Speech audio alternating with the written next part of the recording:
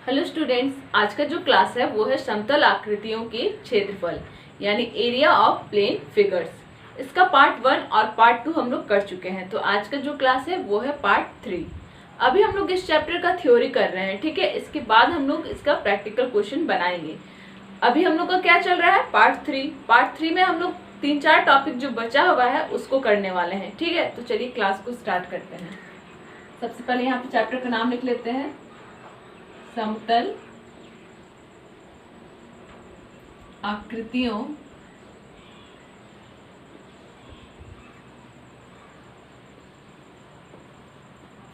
के क्षेत्रफल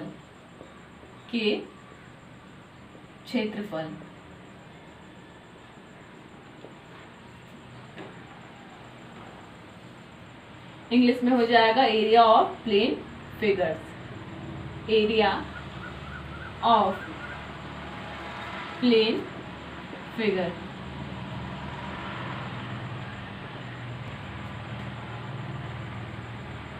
आज का जो क्लास है ये है इस चैप्टर का पार्ट 3। यहाँ पे लिख लेते हैं।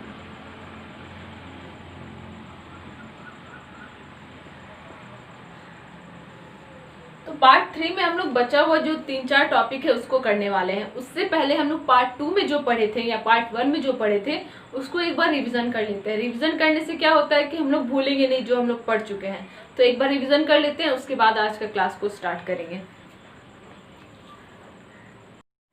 तो सबसे पहले हम लोग क्या किए थे, ट्राइंगल से स्टार्ट किए थे, ठीक है। ट्राइंगल यानी त्रिभुज से हम लोग स्टार्ट किए थे।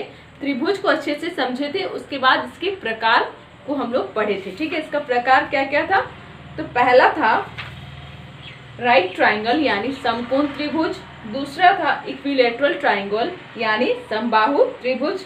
उसके बाद था समद्विबाहु समकोण त्रिभुज यानी आइसोसेलेस राइट ट्राइंगल।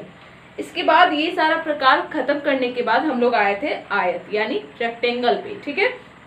रेक्टेंगल को भी हम लोग अच्छे से समझे थे, उसका फॉर्मूला को हम लोग लिखे थे। उसके बाद हम लोग पढ़े थे स्क्वायर यानी वर्ग। वर्ग के बाद हम लोग आए थे समांतर चतुर्भुज यानी पैरेललोग्राम पे। उसके बाद हम लोग किए थे रोम्बस यानी समचतुर्भुज, ठीक है। ये सारा को हम लोग अच्छे से पढ़ के इसका सारा फॉर्मूला को अच्छे से नोट कर लिए थे। अब आज से जो स्टार्ट होगा वो होगा ट्रेपेजियम यानी समलंब, ठीक है। तो टॉपिक को स्टार्ट करते हैं। तो आज का सबसे पहले जो टॉपिक है उसको यहाँ पे लिख लेते हैं, जो कि है समलंब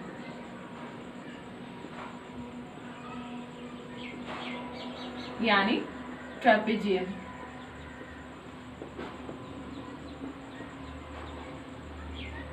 ठीक है।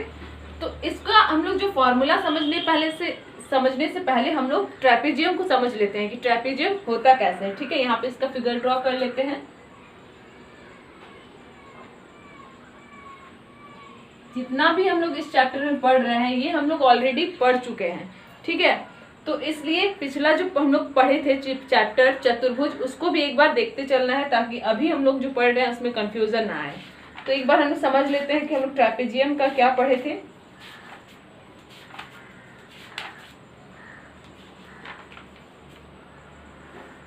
ट्रेपेजियम वह चतुर्भुज जिसकी दो सम्मुख भुजाएं समांतर हो तथा शेष दो सम्मुख भुजाएं असमांतर हो, ठीक है। जैसे कि यहाँ पे नाम दे देते हैं ए, बी, सी और डी। जिसकी सम्मुख भुजाएं समांतर हो, सम्मुख भुजाएं यानी आमने सामने की जो भुजाएं हैं वो समान हो तथा शेष दो सम्मुख भुजाएं असमांतर हो। और जिसमें क्या होता है, एसी पैरेलल डीसी। पैरेलल यानी क्या, पैरेलल सबको मालूम होगा इस तरह से जो आगे जाके कहीं मिलता नहीं है। तो ए बी पैरेलल डीसी या फिर सीडी, ठीक है। ये हम लोग पढ़े थे। अब हम लोग इसका परिभाषा को अच्छे से देख लिए। अब हम लोग आते हैं इसका फॉर्मूला पे। तो देख लेते हैं फॉर्मूला क्या है। तो लंबाई की इकाई में परिमाप, लंबाई की इकाई में परिमाप क्या होता है, चारों भुजाओं का योग, ठीक है, बराबर चारों भुजाओं का योग लंबाई की इकाइयों में परिमाप बराबर होता है चारों भुजाओं का योग। उसके बाद है वर्ग इकाइयों में क्षेत्रफल। वर्ग इकाइयों में क्षेत्रफल।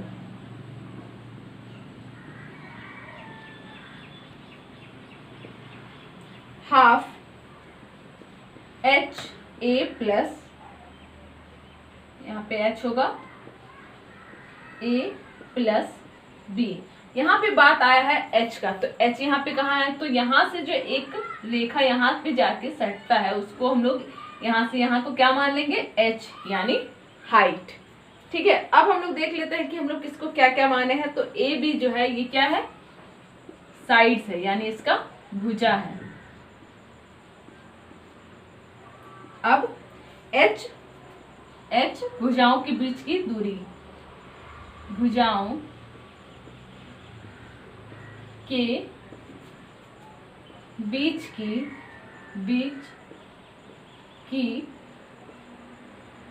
दूरी।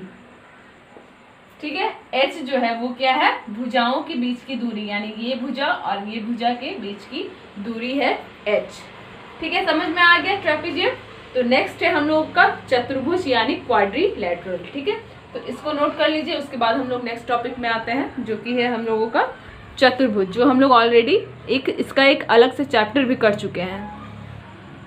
तो नेक्स्ट टॉपिक पे आते हैं जो कि है चतुर्भुज।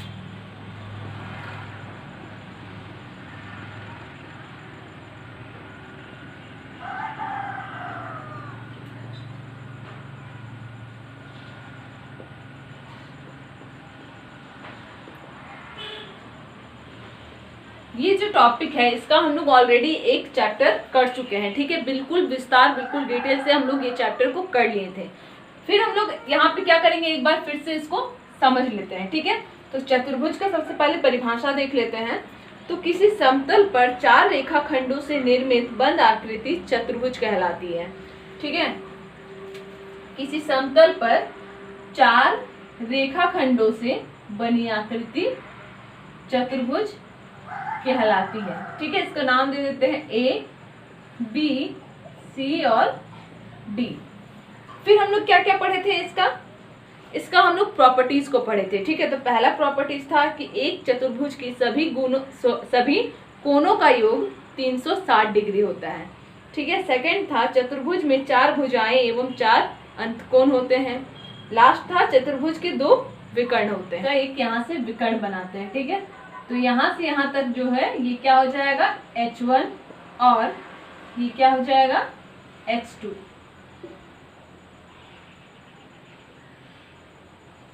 अब इसका फॉर्मूला को देख लेते हैं। तो लंबाई की इकाइयों में परिमाप, लंबाई की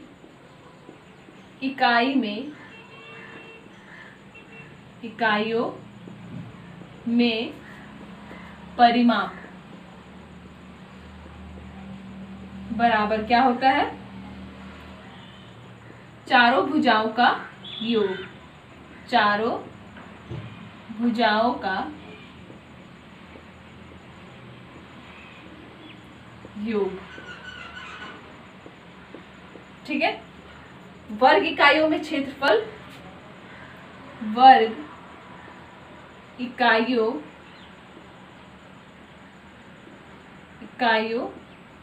में क्षेत्रफल बराबर होता है हाफ AC और H1 प्लस H2। ठीक है, ये होता है वर्ग इकाइयों में क्षेत्रफल का फॉर्मूला। हाफ AC यानी क्या है, AC है विकर्ण। ठीक है, इस चतुर्भुज का विकर्ण है AC plus H1 plus H2। ठीक है, ये दोनों के बीच में क्या हो जाएगा, गुना हो जाएगा, यानी half AC into H1 plus H2। ठीक है, ये है इसका वर्ग इकाइयों में क्षेत्रफल का फॉर्मूला। तो इसके बाद है हम लोगों का सर्कल यानी वृत्त। ठीक है, तो इसको नोट कर लीजिए। उसके बाद हम लोग नेक्स्ट टॉपिक पे आते हैं जो कि है सर्कल यानी वृत्त। तो यहाँ पे लिख लेते हैं टॉपिक जो कि है वृत्त यानी सर्कल। सर्कल तो सबको मालूम होगा, सर्कल इस तरह से होता है। ठीक है, इसका एक बार हम लोग परिभाषा को पढ़ लेते हैं। ठीक है, तो किसी समतल में एक स्थिर बिंदु से नियत दूरी पर स्थित समस्त बिंदुओं से बनी आकृति को वृत्त कहते हैं। अब जैसे यहाँ से यहाँ तक एक रेखा जाता है। ठीक है, वो क्या हो गया, ये हो गया D। अब इसी रेखा को जब हम बीच से काट देते हैं या फिर एक यहाँ से जो सेंटर पॉइंट से एक रेखा यहाँ तक गया, ये क्या होता है R यानी त्रिज्या। जब ये लाइन पूरा होता है तो उसको D कहते हैं यानी व्यास। और जब ये सिर्फ एक साइड रहता है यानी सेंटर से यहाँ तक टच करता है वो होता है त्रिज्या, यानी D का ही आधा होता है त्रिज्या। ठीक है, समझ में आ गया। अब हम लोग इसका फॉर्मूला देख लेते हैं। ठीक है,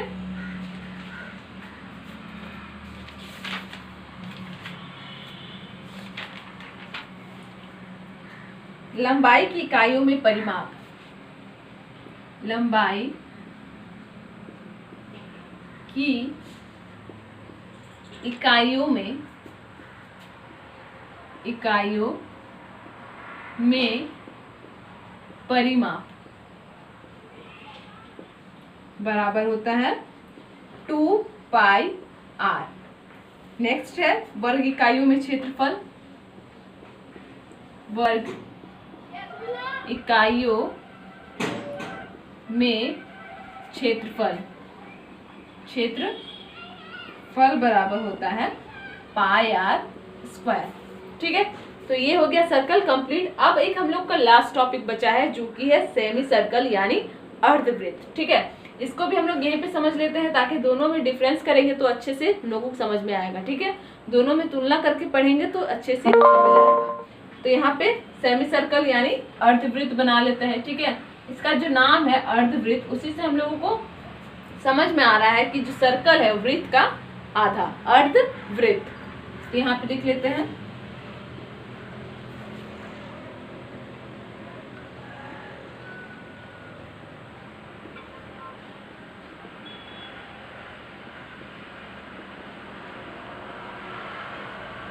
इसका भी फॉर्मूला देख लेते हैं। लंबाई की इकाइयों में परिमाप। लंबाई की इकाइयों में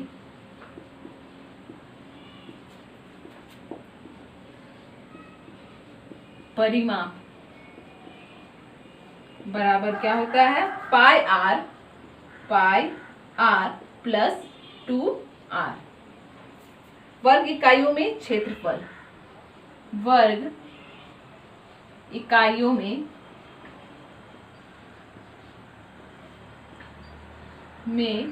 क्षेत्रफल बराबर ½ πr²। यहाँ पे एक चीज ध्यान में देखना है, जब हम लोग एक पूरा सर्कल लिए थे उसका क्षेत्रफल क्या था πr²। अब जब यही सर्कल आधा हो गया तो क्या इसका भी हम लोग आधा कर दिए जो कि हो गया अर्धवृत्त का क्षेत्रफल। ठीक है, तो दोनों में का क्षेत्रफल में समझ में आ गया, तुलना किए तो कि यहाँ पे ½ क्यों लगा और यहाँ पे πr² क्यों हुआ। ठीक है, तो अर्धवृत्त और वृत्त दोनों क्लियर हो गया होगा। ठीक है, तो अब हम लोग का जितना भी थ्योरी था, ठीक है, इस चैप्टर का जितना भी थ्योरी था वो हम लोग कंप्लीट कर लिए। अब हम लोग इसका प्रैक्टिकल क्वेश्चन बनाएंगे, लेकिन स्टार्टिंग किससे करेंगे, बिल्कुल बेसिक बिल्कुल इजी क्वेश्चन से हम लोग स्टार्ट करेंगे। ठीक है, तो यहाँ पे जैसे कि सर्कल हम लोग का कंप्लीट हो गया, तो यहाँ पे हम लोग एक चीज लिखना भूल गया कि यहाँ पे r का मतलब क्या था, त्रिज्या। और क्या है यहाँ पे, सिर्फ r है। ठीक है, हाँ सिर्फ r यानी त्रिज्या। त्रिज्या यानी इंग्लिश में उसको हम लोग क्या कहेंगे, त्रिज्या यानी रेडियस। हम हम लोग आते हैं एक बेसिक सा क्वेश्चन बनाते हैं अब, ठीक है, यानी क्वेश्चन नंबर 1। तो हमारा पहला क्वेश्चन है क्वेश्चन नंबर 1। एक समबाहु त्रिभुज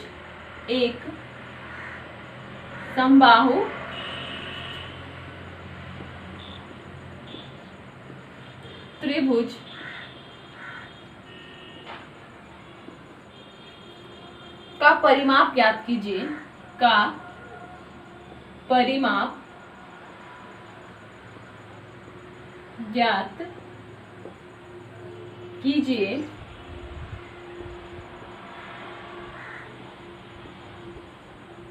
जिसका क्षेत्रफल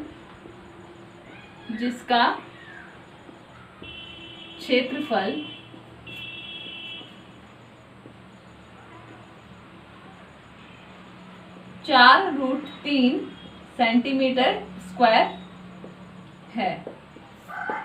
ठीक है, यहाँ पे बात क्या हुआ है, समबाहु त्रिभुज का। तो एक बार हम लोग समबाहु त्रिभुज को अच्छे से देख लेते हैं, ठीक है, उसका प्रॉपर्टीज को भी अच्छे से समझ लेते हैं, उसके बाद ही हम लोग क्वेश्चन को बनाएंगे। ठीक है, समबाहु त्रिभुज।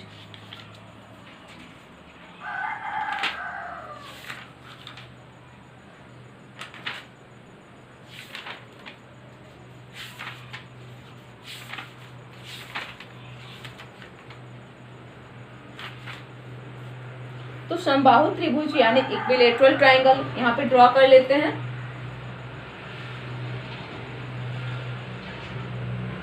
जिसका तीनों साइड जो होता है, समबाहु त्रिभुज का तीनों साइड जो होता है वो इक्वल होता है। ठीक है, यानी बराबर। ये जितना रहेगा उतना ये भी रहेगा और उतना ये भी रहेगा। इसका जो फॉर्मूला था, यहाँ पे हम लोग को क्या दिया गया है कि एक समबाहु त्रिभुज का परिमाप ज्ञात कीजिए। परिमाप ज्ञात करना है और दिया क्या है, क्षेत्रफल हम लोगों को क्वेश्चन में ऑलरेडी दे दिया गया है कितना, 4√3। तो क्षेत्रफल का फॉर्मूला क्या होता है, समबाहु त्रिभुज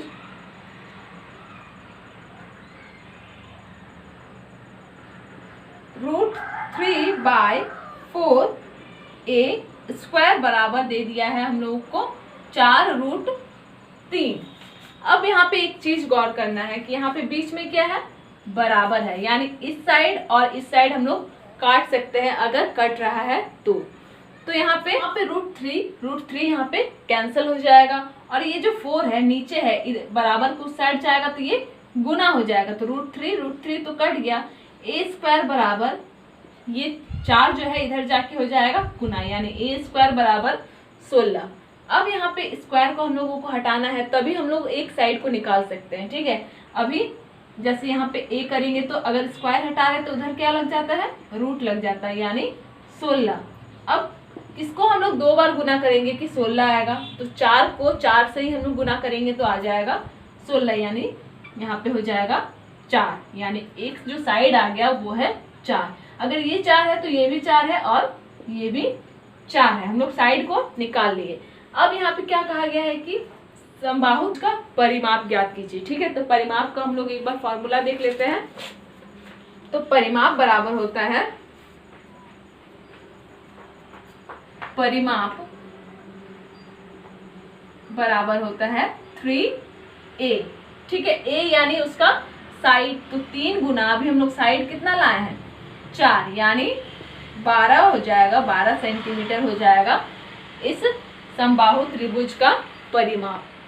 ठीक है, क्लियर हो गया। अभी हम लोग जितना भी कुछ बनाया वो क्या था कि हम लोग जो फॉर्मूला पढ़े थे उसी पर आधारित था, इसलिए फॉर्मूला को अच्छे से नोट कीजिए, उसको याद करके रखिए। ठीक है, तभी जल्दी बन सकता है अगर आपको फॉर्मूला याद रहा तो आज हम लोग क्या किए, कुछ जो हम लोग का बचा हुआ था थ्योरी उसको किए और एक प्रैक्टिकल क्वेश्चन को बनाए जो कि बिल्कुल ही बेसिक था। ठीक है, तो आज के लिए बस इतना ही। इसके नेक्स्ट क्लास में यानी इसका जो पार्ट 4 आएगा उसमें हम लोग फिर से कुछ क्वेश्चंस को सॉल्व करेंगे। तो आज का क्लास यहीं पे समाप्त होता है।